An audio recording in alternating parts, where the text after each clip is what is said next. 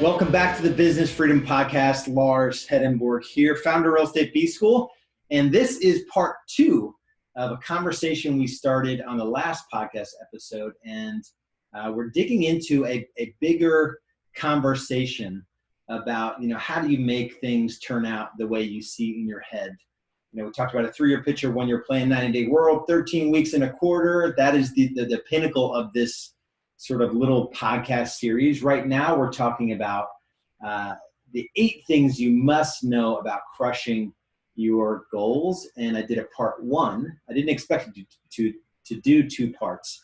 And it really got pretty deep on the last podcast episode. So if this is your first episode of the Business Freedom Podcast, or you're coming in, at some point just randomly to this episode, make sure you go back a couple episodes before this. This series started with the podcast titled, Will You Have Regrets If You Stick with Your Current Plan?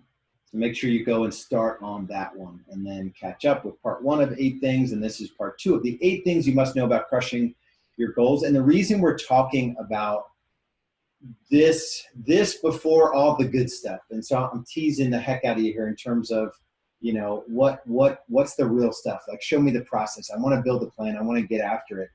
All of this stuff it's a must have discussion so that you've got the best chance of following through on the plans that you put in place. And there's some crazy statistic. It's not I'm going to make up a lot of numbers here in the next second. So this is like an alert. It's not the Harvard study. There was a study of MBAs, business degree holders from Harvard, and this was like in the 50s or something, where they measured like goal achievement around like having clear plans. Yeah, maybe it was the Harvard study, where it was like the 3% that had written goals out-earned the 97% that didn't have written goals 10 times over. So let's say there's 100 people in the study. 3 people, the total earnings of those 3 people, and this was sometime in the future, the study, they made 10 times the 97 people total. So being clear about where you want to end up, and money is definitely not the end all be all. It's not what we teach or preach or anything in Real Estate B School. Like, there's 6 areas of your life that really matter, and more depending on how you slice it up, the different roles, the different ways you want to show up in the world and what's important to you. It's just interesting that, being clear there's one differentiator in this study too, is writing it down. So we're going to go through a process where you are going to write it down, and we'll give you tips and tricks and all that good stuff to be able to achieve it. So the part 2 here is, when we think about achieving something, and I like to challenge folks to think about 3 years ago, what was your 3-year plan? So 3 years ago, you're listening to this now, 3 years ago, what was your 3-year plan? And did you achieve it? And usually it's like, I didn't have a 3-year plan. I don't do any planning whatsoever. And if you did put a plan together, what did it look like, and did you actually achieve it? And do you have a process to break down a 3 or a 5 year to a 1 year to a quarter to like all that good stuff? That's why we're doing this series, is I really want to impact you here. So let's pick up.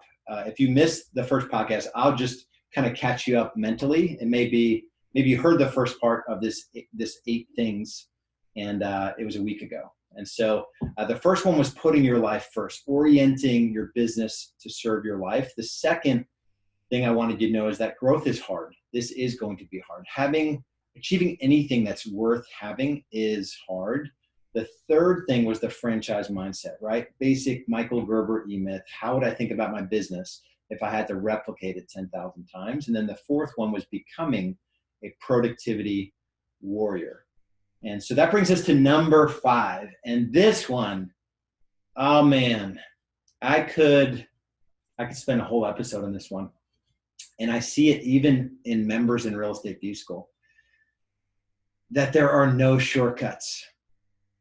And so to build a real business that has staying power, that's established, that's built on like sound business principles, sustainable, systems and tools and processes, and your people are empowered to carry out the business of helping buyers and sellers, like a true real business that's going to be around. Doing that is, we've already covered that it's hard and all that stuff. There's no shortcuts. And I see a lot of times, even, Real Estate B School is a squirrel-free zone that, we are super, intentional in how we explain the journey, in terms of it's really a 3-year journey with a 1-year commitment once you go through the pilot program. And that's like a standard script. And, when we enroll people in the pilot program, and people still want to believe that there's a shortcut. I think of an example, of a guy in our group, just the level of impatience that he has toward his business. He's just not where he needs to be, like all the time. And he wants to grow, by 150 transactions next year. Yet there's not a strong administrative team. There's not a great agent onboarding process. He hasn't figured out how to get, one agent to be really productive. And at one point he had over 10 agents on his team. And this one example I'm thinking of, this guy is like top producer. He can outproduce anyone around him. And he wants there to be a shortcut, to be able to put systems and processes in place to replicate what he can do as one person. All he needs to do is just slow the thing down, look at the drivers and the accelerators, and pick and choose which things he wants to build first. And building those things are going to be the foundation of him having an amazing business.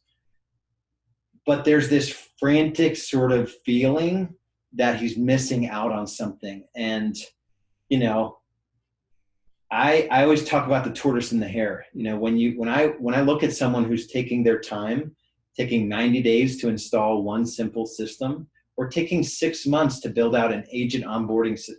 Yeah, 6 months, a quarter and a quarter. Let's build the recruiting system. Actually, let's do this. Let's build the agent onboarding system, and then build the recruiting system, and then run it for 2 quarters. So in the next year, all we're going to do is build a recruiting system and an agent onboarding system, and then test it for 2 quarters. Normally, guys will have like 5 projects going on in a quarter, and those 2 are happening in the same quarter. So there are no shortcuts. So I don't know if that was a good example. I just see a level of impatience, and I'm missing out, and this has to be this way or else, or like it's come so far, and if it doesn't, like just realize that there aren't any shortcuts, and the systems they're basic business systems we have to put in place, and just slow the process down. And you're going to have an amazing business as a result of just doing the work, just doing the work. It brings me to my next point, and this is funny too. So you've definitely heard of, squirrel chasers, right? Generally, team owners, real estate agents in general, that personality type, they love chasing squirrels. A squirrel is anything that distracts you from the thing you should be doing. And I think it comes from like a cartoon where, there's a cartoon character that's like talking to somebody like squirrel, and they squirrel, and you see a squirrel and you're distracted by it, like a dog. A dog sees a squirrel, they're going to go after the squirrel. And then they see another squirrel, they're going to go after another squirrel. And what was the thing I was doing again? What am I focused on? When you chase squirrels, and a squirrel can be something as little as a website. No, even better. Now I'm going to use the website example. So I've been with Boomtown since 2008. I was their number 9 platform. And so the question I asked, members in Real Estate B School, I'm like, do you think there were a lot of opportunities to change websites? And especially now, like how many awesome websites are there now? And it's not that Boomtown is good or bad or indifferent. I think their model is interesting because it's the platform fee is so expensive, and it's just an interesting, it's an interesting business model. They're an amazing company, so that's not a dig on them. but do you think I could have changed, a lot of times, right? Or run multiple platforms, or, all that stuff.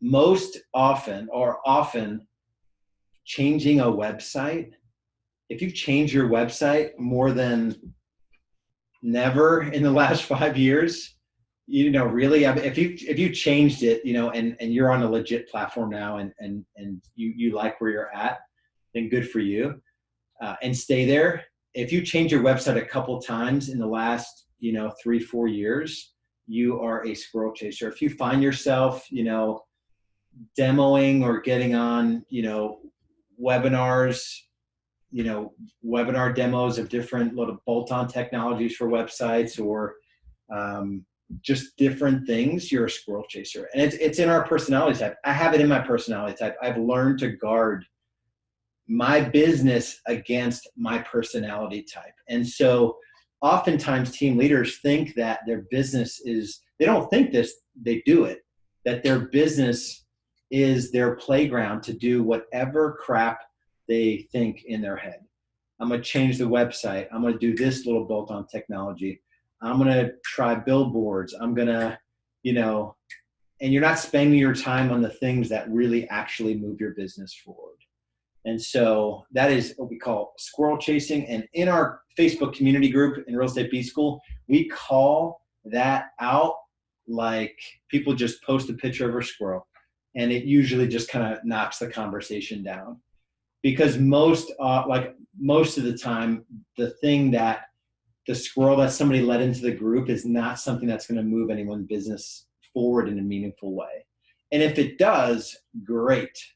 We're all about it. If there's something that's better, that's going to move people's business forward, but generally it doesn't. All right. So number 7 is playing the long game. This one sucks too. Our personality type, and a lot of this sounds like preaching, and I only come at it, because I feel like I'm a recovering squirrel chaser. I'm a recovering, not productive person. I'm a recovering short game person. And this one is really, really powerful. And I want to spend a little bit of time on playing the long game. And what I mean by that, I'm a believer, so I'm a Christ follower. For me, the game is a really long game. Like I'm here to have an impact that, that lasts a long, long time. And I'll be judged in terms of my beliefs. There will be a judgment day, and I need to make my time here count. That aside, I want you to think about your business in that same sort of eternal perspective. And that's not a faith statement as much as it is like, if I had to build this business to be around 50 years from now, how would I think about it differently? So a little bit different than the E-Myth question. The E-Myth question is like, if I had to replicate my business 10,000 times, how would I think about it differently? This is saying like, hey, if let's say I'm going to have a $5 million real estate team 20 years from now, and I'm at 500,000 now. So I want to 10x my business in 20 years. How would I think about it differently? Like really, if I was building a database marketing, program, it's the first thing we focus on in the first driver. The first accelerator, the first driver is database marketing. If I think about my database as something that's going to be a core part of my business 20 years from now, how would I think about it differently?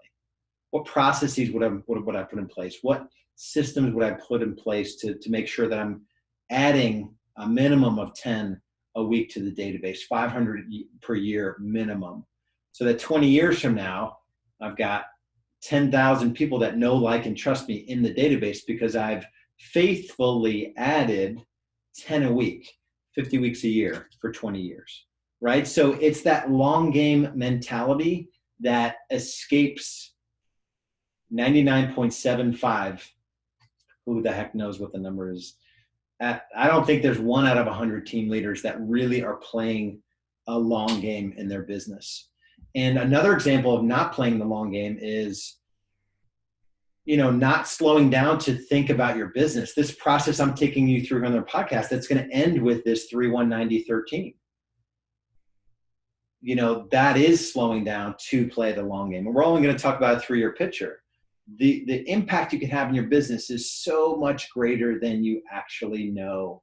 If you just knew what you could build, if you stopped thinking about this thing in such a short-term manner, I think it would really change things for you. There's a piece of scripture that I love to talk about it when it comes to playing this long game. And it's in line with everything we're talking about. It's in Proverbs 29:18. Where there is no vision, the people perish.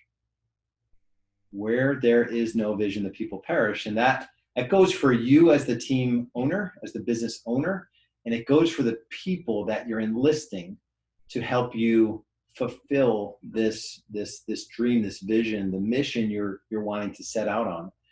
If you don't have a vision for them, the people will lose interest, they will perish, your business will not be what it's intended to be or what it could be.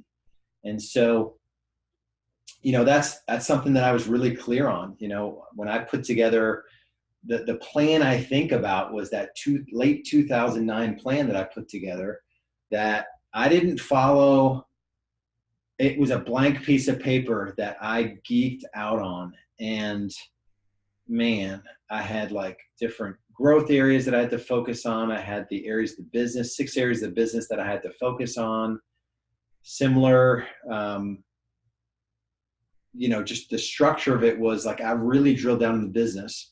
I broke down that year in terms of my production by quarter, listing set met sign, buyer set met sign, GCI net income. My guiding quote in that year, in this time period, was what the mind of man can conceive and believe it can achieve, by Napoleon Hill. On the back, I had a wake-up thought, a reminder of why I'm doing this, the areas of balance in the 6 areas of life that I want to focus on. I had a daily mental workout with daily affirmations and key actions in those areas. And then I had my long-term goals. And my long-term goals was a 3-year, which was 2012, a 5-year, 2014, and this 10-year, which was 2020, which is going to be next year. For 2020, the goal was 3.6, and this was back in 2009. So this is now, it's literally exactly 10 years as I'm reading this. Not exactly. I think I put this together in like September. Yeah, September, October. I probably finalized it in October 10 years ago. It was 3.6 million GCI. It was 100% on the business, less than 20 hours a week. It was, I'm not reading all of it. It was 40 hours a month charitable work. That's the one thing I have completely dropped the ball on. My financial giving, and this is how I rationalize it, and I know God at some point is going to call me to give time. I've given financially, I've really pushed the comfort zone on giving. 12 full weeks of vacation, and then $1.5 million in liquid assets, $4 million of net worth. I say assets like I can write a check for that amount in less than 7 days, and enough money to retire. And then Julie, my wife, out of work. And I've achieved all of those probably as of a couple years ago. Haven't gotten to the 3.6 million GCI, although the profitability of the team is better than it's ever been. Fully leveraged. I'm working, 1 day a week in that business. We give multiple 6 figures to charity in a single year. 12, I'd say I'm probably at about 10 to 12 full weeks of vacation. Liquid assets are well in excess of that number, and none of that. And I probably, although I think I'm probably another $1 million or $2 million away of liquid assets away from really unplugging. That's not the drive by any means. I love what I do. I probably do have enough money to retire at this point. So why am I telling you that? Is that an ego thing I'm pulling here? And I'm actually asking that question as I'm recording this. I don't think it is. I think it's inspiration for you to do the same. That was 10 years ago, as of this month. I didn't have any of that 10 years ago. I didn't have any of that 10 years ago. My 3-year 10 years ago, so 2012, I was still very active in the business. I was 45 hours a week, listings only. That year, 2012, I closed 1 home in January 2012. So 3 short years, I crushed that goal. I was completely out of production. 4 full weeks of vacation. I think I probably pulled that off that year. I can't actually remember. And 500,000 of liquid assets of $1 million net worth. So I don't know what my net worth, my liquid and my net worth was, but in 2012, I wanted it to be $1 million of net worth. So it probably wasn't anywhere close to that in 2009. And at that time, I wanted to get Julie from working, I think she was working 4 to 5 days a week in an intense environment in the hospital. I wanted to get her down to 2 days per week. And so, yeah. So, I've got so to me, I sort of stutter at this point because I didn't have any of it. I didn't know how I was going to get it. And I just went through a process of putting one foot in front of the other and being really honest with myself. And what activities do I need to do at different seasons for me to achieve the thing that I put on paper? And so anyway, the encouragement for you in that is that it's the same thing for you. It's literally, it doesn't matter where you are right now. It doesn't matter if you have negative net worth and you have shame around that area of your life. If you're working 70 hours a week, if you suck as a dad and you have been the worst husband ever and you kick your dog and you're abusing your body physically and you've fallen away from your walk with God, it doesn't matter where you are when you start. 3, 5, 10 years from now, you can achieve everything you want to achieve with all of the work we're going to do together. So just hold on to that fact. All right. Number 8 is enjoy the ride. Enjoy the ride. This was something that was not easy for me. In 2011 and 2012, those 2 years, I had a planning process around, I was real clear, 6 areas of my business and 6 areas of my life. I call them categories of improvement. And one of the categories of improvement was to enjoy the ride and really to slow down and appreciate all that's good, even in the struggles. There's so much we have to be grateful for. And at the same time, it's easy for us to forget what's awesome about what we've done. And so enjoy the ride. Just enjoy the ride. Enjoy the good parts of it. Enjoy the bad parts of it. Enjoy the struggles. Enjoy the wins. Enjoy the moments you get with your kids if you have them. Enjoy those moments with your spouse. Give others a lot of grace. Love your team members. Lean on people, be vulnerable. You know what I mean? Like there's all of that kind of wraps into this for me as I kind of reflect on where I've come from and where I still want to go. I'm just enjoying everything. It doesn't mean that there are less problems. So I want you to understand that it's not that there are less problems, because there are. Like you get, at this point, I'm involved in 2 businesses that are multiple 7 figures, each of them. And there's 30 or so people, that are directly on the teams. There are contractors, VAs that we work with, clients, families of all those people and all that. And so just enjoy the ride and just know that you're exactly where you're supposed to be. I belong to a group called C12. It's a Christian business owners group. And once a year, we get to present our business to the group. And it's an interesting process. These guys go into my business ahead of time. They talk to my wife, Julie. And one of the guys, so I presented my business. I heard some challenging feedback, and I just soaked it in and looked at it. I looked at it all as an opportunity to learn. And one of the guys, said to me, he says, you're not where you want to be, but you're not where you used to be.